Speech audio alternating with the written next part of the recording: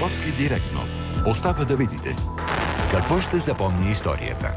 Людмила Живкова и символите на социализма. Поругаване на миналото или заслужена забрава?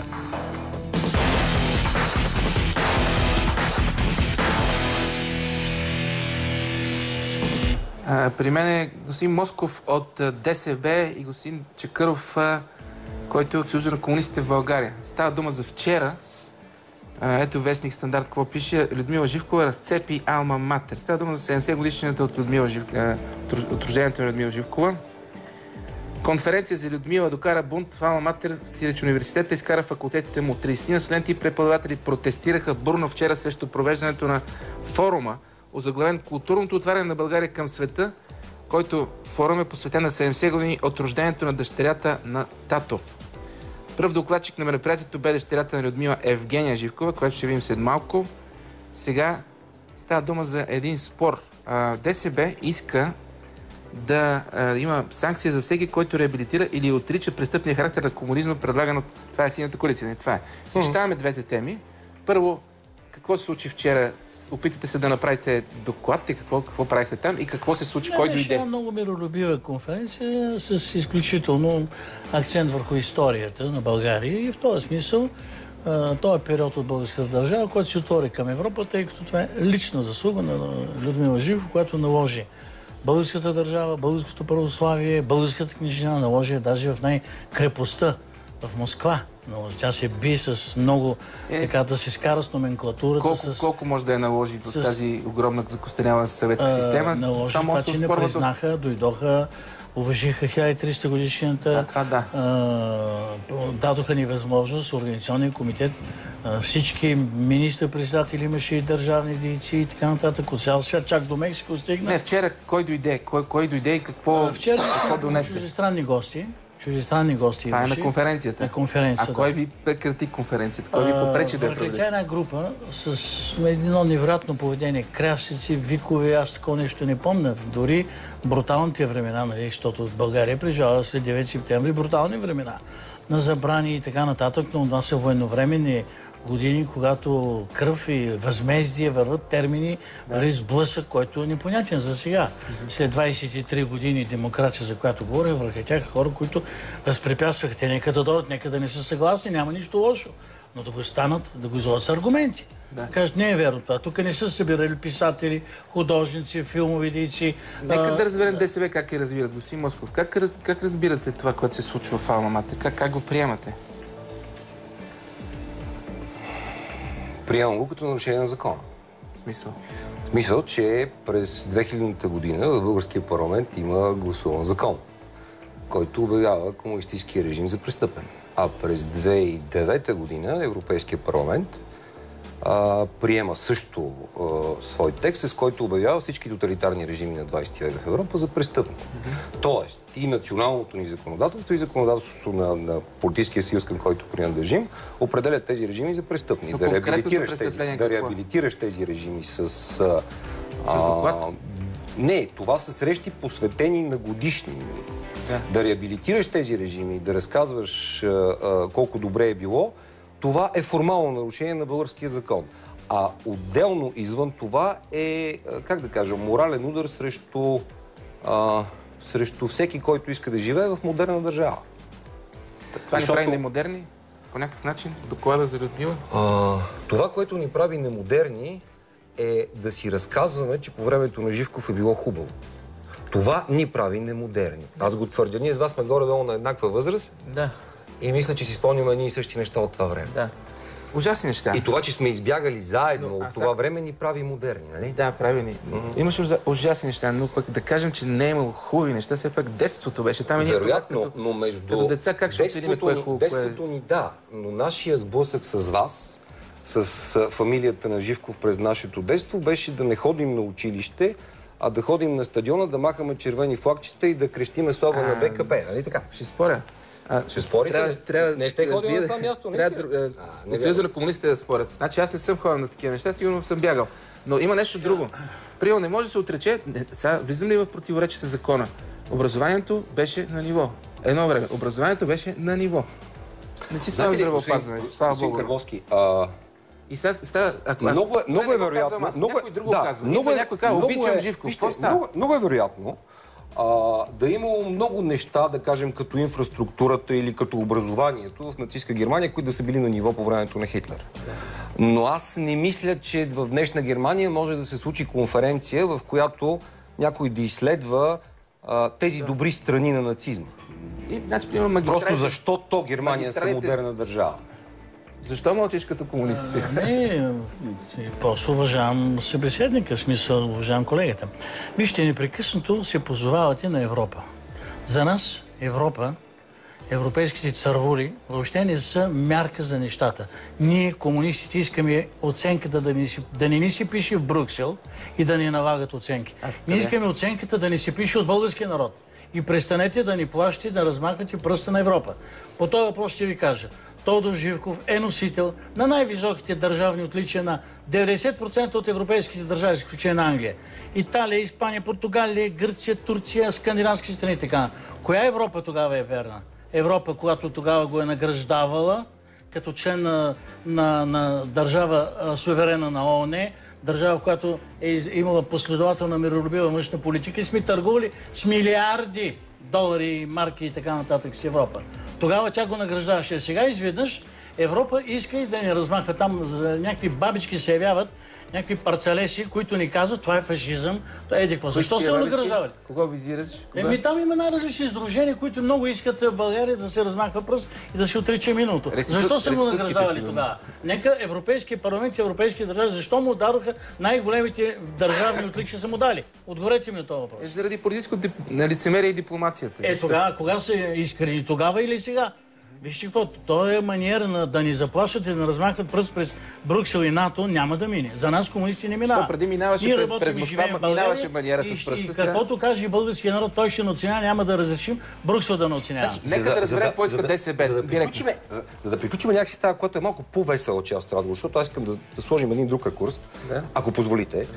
Ще кажа, че ние за това предлагаме всеки, който реабилитира този тоталитарен режим, който е отречен и от българското, и от европейското законодателство, трябва да подлежи на сериозна финансова санкция. Това по някакъв начин дори ще направи така, защото истинските комунисти да изпъкнат, за които парите не са важни, а важно класата хегемон да надделее над буржуазия. Тук има много тънка ирония, понеже ще те глобят, когато кажеш при Живков беше добре и за тези парите не са важни. Мога ли да кажа, Живков взе България на 6 милиона и половина, като генерален секретар и държавен глава и остави на 9 милиона, а Иван Костов участваше в управление, което от 9 милиона направи 7 милиона. Ще му глобите ли?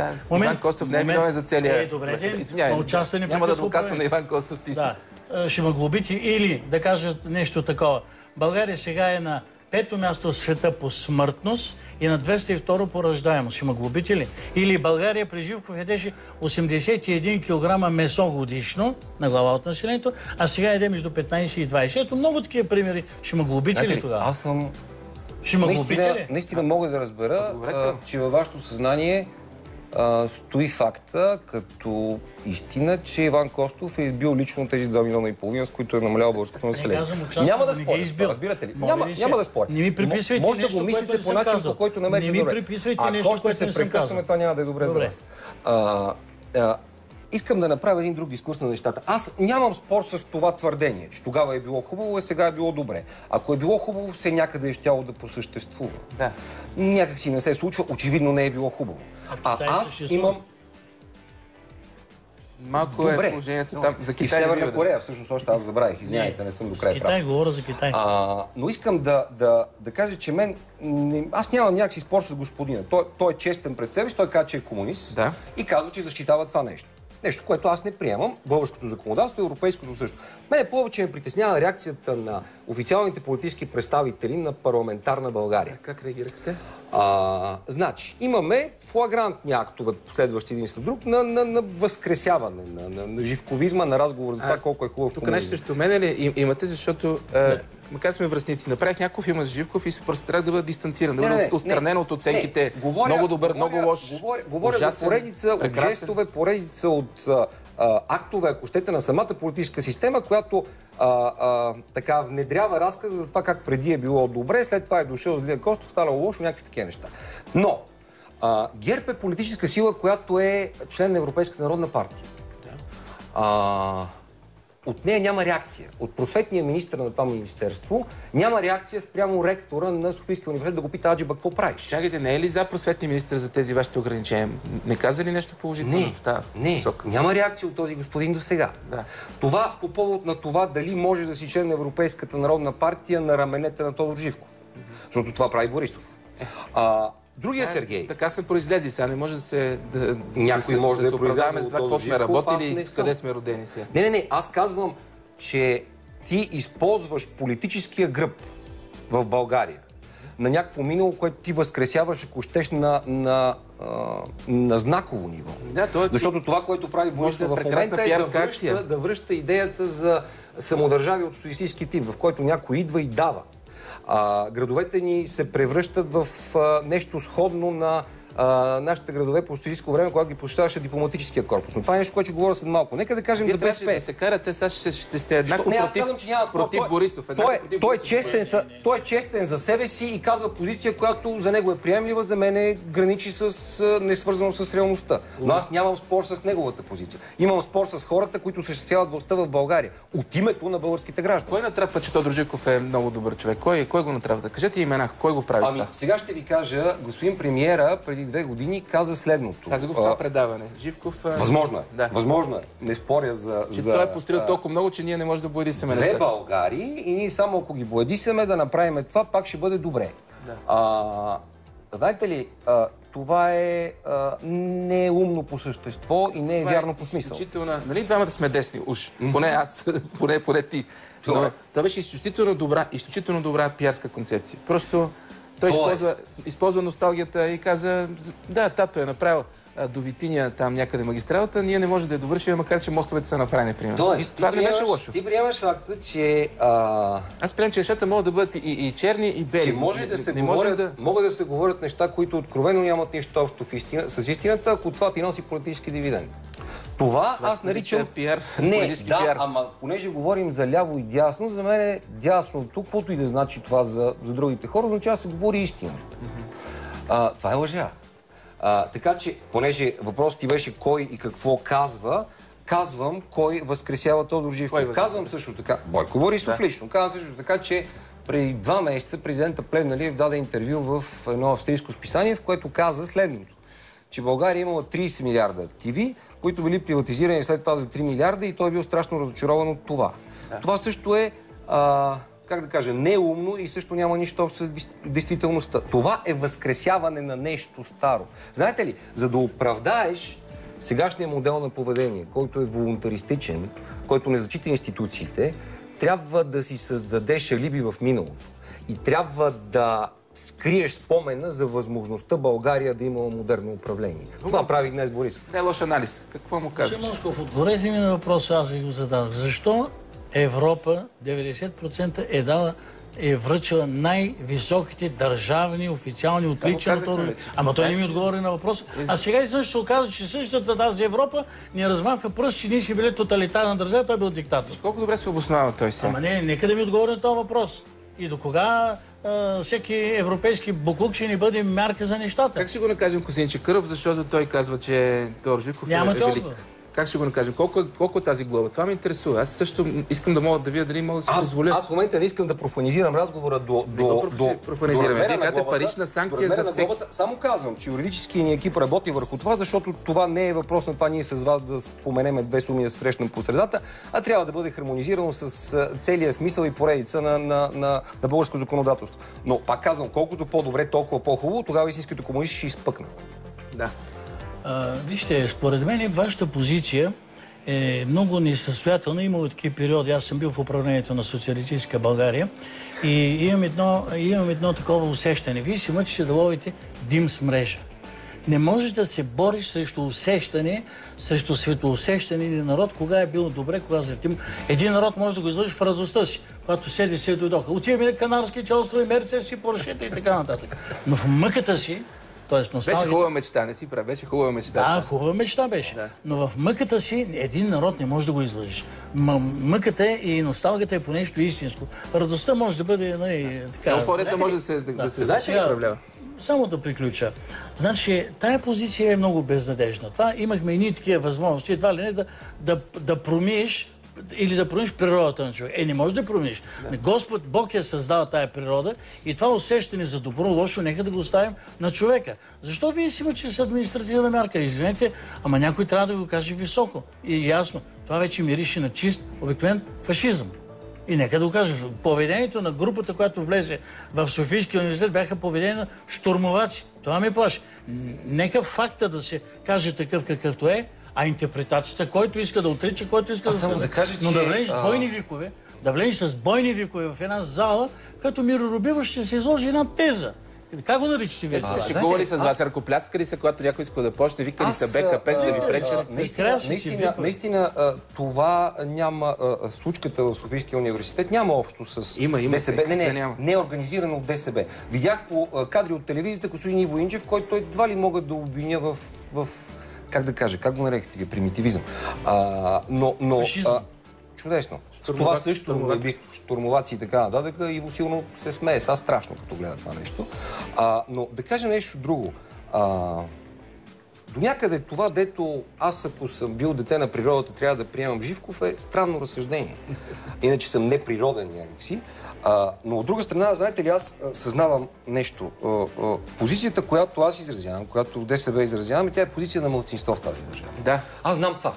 Да. Знам също, че сериозна ценност на фона на това вихрещо се безумие, на приказки и аргументи от типа защо някой бил награждавал Живков и това не значило, че е велик, трябва да отстояваш смисъла, въпреки че си малцинство. Да си малцинство също е важно, господин Кървовски.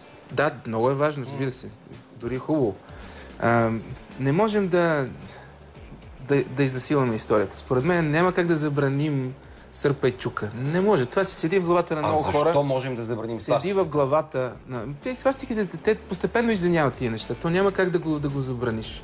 Освен това, не съм сигурен, че хората в тази държава правят равенство между свастика, паралел между свастика и Сърп и Чук. Свастиката и хитлеристка Германия, която погреба света, Хитлер и варварската му система, да я сравнявате с една система, която има белези външни. И тук искам да използвам една мисъл, че е на Енгелс в Анти-Дюринг, че подобие може да се търсим и между млечните жлези на свинята и четката за дъски. Толкова е приличието между хитлеристка Германия и социализма в България. Дали си много прав? Фашизмът на Жельо Желев, точно това е. Защо забранявахте фашизма тогава? Точно това. Той хваща сравнението по външни белези. Партия. Това е Ако излезем от разказа за смисъла и за принципа и влезем в този конкретен разказ за млечните жлези. Анти-Дюринг се път. Чудесно. Аз, господин Чакъров, ще ви разкажа следното. В моя род всички сме врагове на народа. Знаете ли какво значи това? Защото моят чичо, брат на дядо ми, Атанас Москов, който е професор по международно право, 1947 година е победил Георги Димитров на избори в Димитровски район. Това му е коствало 10 години от живота му в Белене. Моята леля е избягала под шмайзери и под куршуми през сръбската граница, заради което има смъртна присъда. Да опаковате това нещо в наукокултурен разговор за Людмила Живкова е грозно. Това ще кажа. Добре, те имат дори теза, че Людмила Живкова е била дисидент по това време и дори се е изправил срещу баща си. Има такава теория, че се е изправил. Много е възможно. Алберт Шпеер също вероятно има някакви постижения в архитектурата, само че никой в Германия не казва, че това прави нацизма по-добра система. Господин Москов, аз ви разбирам много добре. След 9 септември това, което е ставало, аз го знам може би най-добре, защото и от Живков го знам, който е бил главен инспектор в Славянска беседа хотела, като е бил щаба на милиция, тогава държавна сигурност, не имала милиция. А също така аз бях близък относително и с Антон Югов, първият министър на вътрешните. Това, което аз го знам, никой не го знае. Мога да го разкажа и това, което той казва, действително една жестока, брутална истина на хора, които преминаха през терор след война. Аз това не го отричам. Това нещо в празнуване на юбилей. Чакайте сега, значи ние трябва да замръзим на 9 септември. Аз имам един въпрос. Значи всички говорите от 9 септември насам. Айде да направим, ще пробягам много бързо, без теория, без история. Първата световна война, 200 000 убити и ранени. Владайско въстание, няколко стотин души убити и ранени в дефилето Владая. 23-та година преврат на Александър Цанков, няколко стотин души убити, ранени, отряза се половите органи на министър-председател му ги напъхат в устата. 23-та година септемврийско остане 4000 души убити, ранени. 25-та година бомбата света неделя 4-5 хиляди убити, ранени. 39-та година закон. Бомбата си е... Точно, няма значение. Бомбата е на комунистите. Да. Въпросът е, че тогава под нож минава цялата интелигенция, поети, писатели, издатели и така нататък. Така, 39-та година закон за защита на държавата, който предвижда, забележете, изпълнение на смъртно наказание публично, слиза се възрастово под пълнолетие, така, въвежда се глава 50 хиляди за отразена глава, не през процес, пред съд. Закон за защита на държавата. Закона за защита на държавата, закона за защита на нацията. Отиваме като окупатори на Гърция и на Югославия. В Гърция има 6 хиляди убити в Дранското въстание, 12 хиляди по данни техни, не мога да твърда. Да. В Югославия сме около 12 хиляди души. За какво изреждаш тази статистика? Сега ще ви кажа. 11 356 души евреи изпратени в газовите камери. Бомбардировка, убити хиляди ранени, 14 хиляди разрушени. Сега, 9 септември не е примери блясък на юридическо изкуство. То е възмездие. Разберете го това. То е възмездие, в което и криминалите взимат отношение. Ще ви кажа за първи. Искаме ли такова възмездие за 9 септември? Има една много хубава тук паралел. Искаме ли такова възмездие ние за 9 септември? Ние не говорим за възмездие. Говорим за нещо друго. Това е същностната разлика между мен и господин Чакъров. И същностната разлика между хората, които искат България да бъде модерна държава и тези, които искат да я върнат времето на Живков. За мен всеки един главорез е главорез. Главорези са главорези, независимо от цвета на пагоните. За вас, господин Чакъров, има главорези, които са чужди и те са главорези, а вашите наричате културни дейци. Ето това не мога да приема. Беше ли Димитър Иванов шефа на 6-то управление вчера в този форум? Да, беше ли? Благодаря. Беше. Добре. Сега искате ли да ви кажа, че 6-то управление Димитър Иванов, младите дойдоха. Сега ще ви кажа, понеже аз имам впечатление от тяхната работа и от това, което са давали като продукция.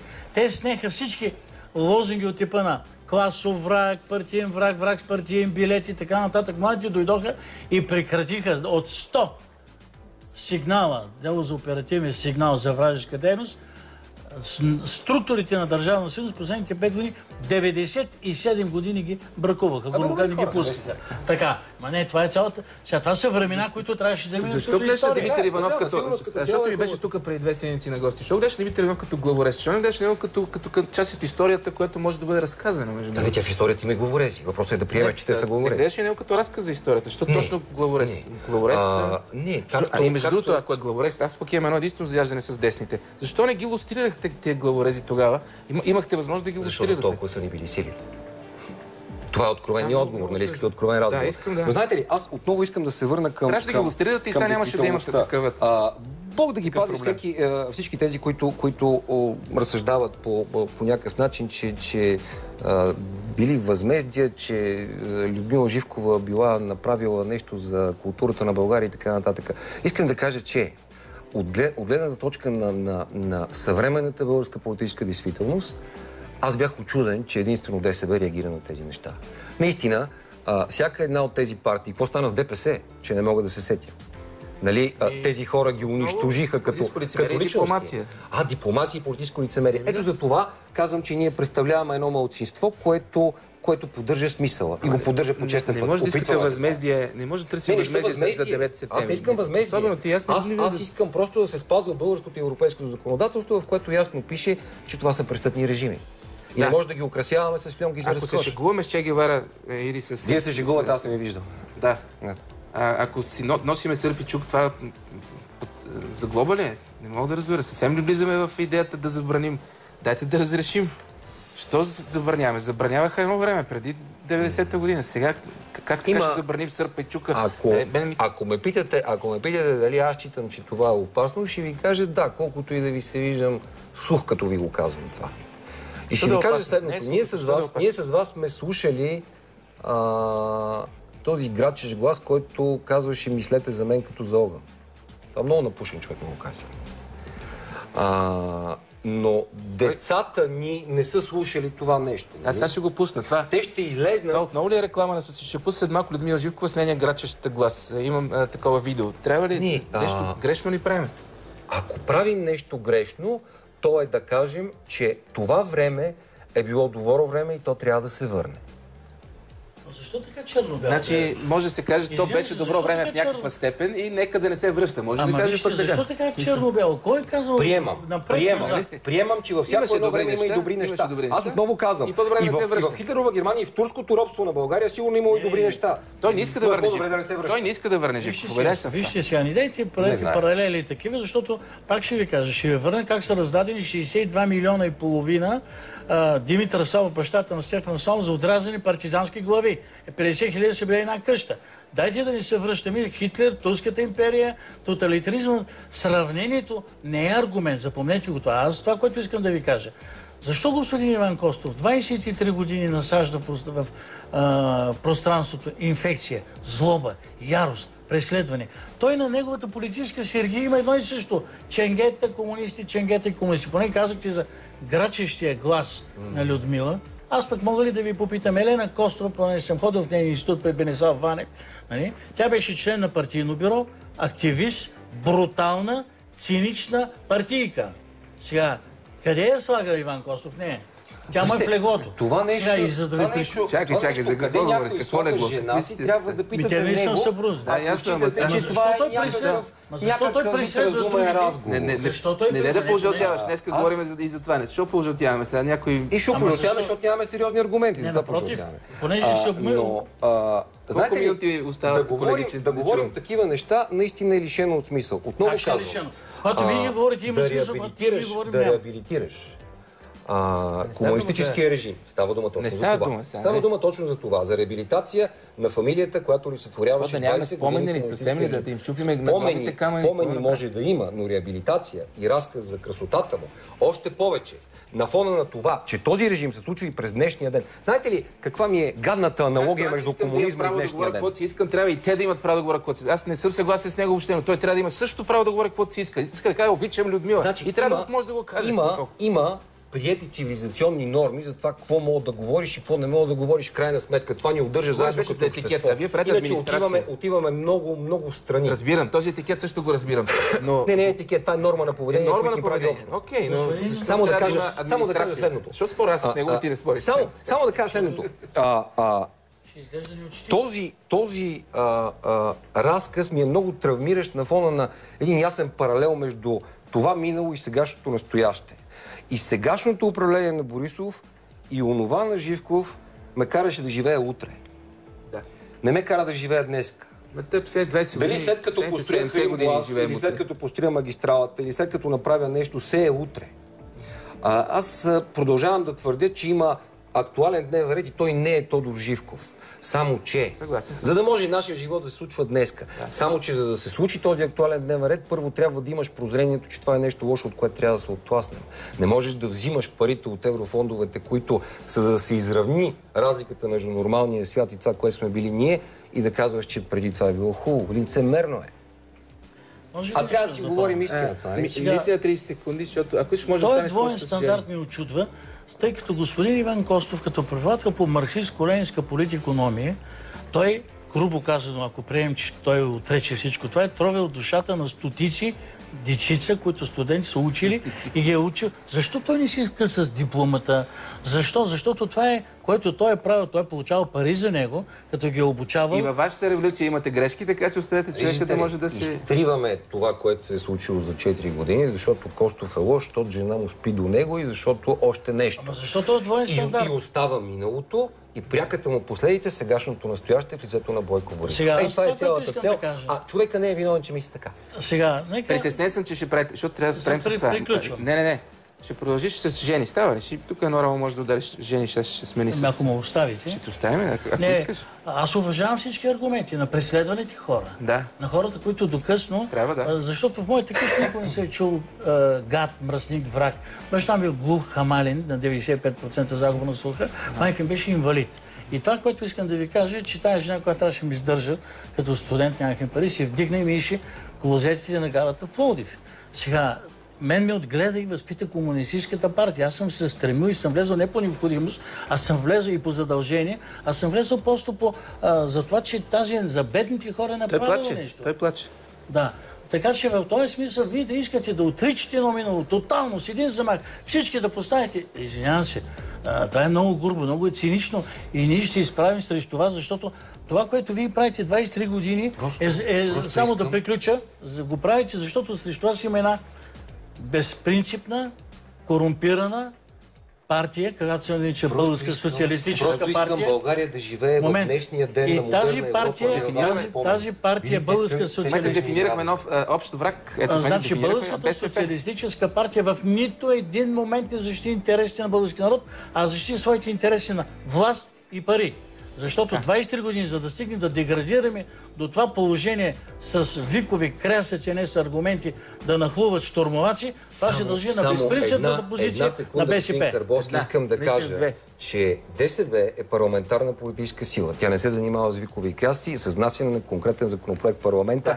Да уважаваш институциите означава да уважаваш себе си. Не може да ме глобите за фанелка Сърпичук. Не може да го направите, не бива. Не е добре, не е нормално. Не е хубаво и да я носите. Реклама.